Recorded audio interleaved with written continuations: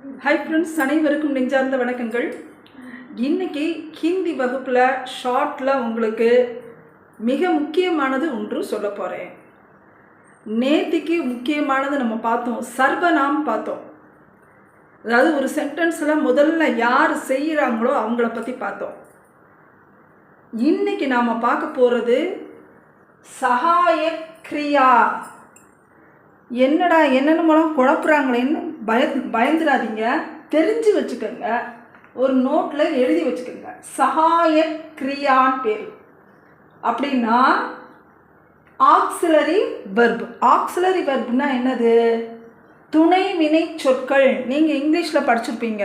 Is, am, are, was, were, shall, will, should, would, can, could, may, might, must, do, does, did. இதெல்லாம் auxiliary வெர்புன்னு படிச்சிருப்பீங்க. அதில் வர்த்தமான் கால் சகாயக் கிரியா. வர்த்தமான் கால். வர்த்தமான் கால்னு என்னது? நிகழ்காலத்தில் அந்த சகாயக் கிரியா எப்படி வரும்? நல்லா கவனிச்சுக்கோங்க ஃப்ரெண்ட்ஸ். ரொம்ப ஈஸி, புரிஞ்சுக்கிட்டிங்கன்னா ரொம்ப ரொம்ப ஈஸி. உங்களுக்கு புரியும்படி தான் சொல்லியிருக்கேன். வர்த்தமான் கால் சகாயக் கிரியா. வர்த்தமான் கால்னு என்ன? நிகழ்காலத்தில் அந்த துணை வினை சொற்கள் எப்படி வரும் அப்படிங்கிறத நம்ம பார்க்குறோம்.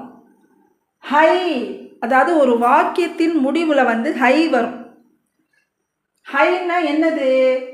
இருக்கிறான், இருக்கிறாள், இருக்கிறது. இது பாருங்க, ஹைன்னு வருது. இது ஹை, இது ஹை.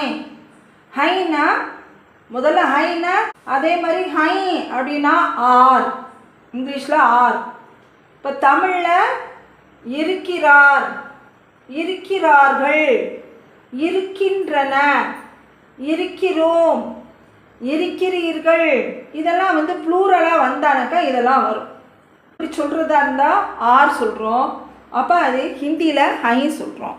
அடுத்து பாருங்க, ஹூம். ஹூம் பேர். ஹூம் அப்படின்னா இருக்கிறேன். ஆம் சொல்லும் இல்லையா? ஐ ஆம். அப்புறம் ஆம். ஹூம்னா இருக்கிறேன். ஹோ, ஹோனா ஆர். இருக்கிறாய், யூ ஆர் சொல்லுவோம் இல்லையா? ஹோ.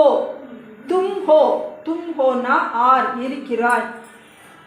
இவ்வளோதான் ஃப்ரெண்ட்ஸ். இன்றைக்கி சகாய கிரியா நம்ம பார்த்துருக்கோம். சகாய கிரியாவை நல்லா எழுதி பாருங்கள். நேற்று எழுதுனதும் இன்றைக்கி எழுதுனதும் சேர்த்து நாளைக்கு உங்களுக்கு சென்டென்ஸாக எப்படி மேக் பண்ணுறதுன்னு நான் சொல்லித்தரேன்.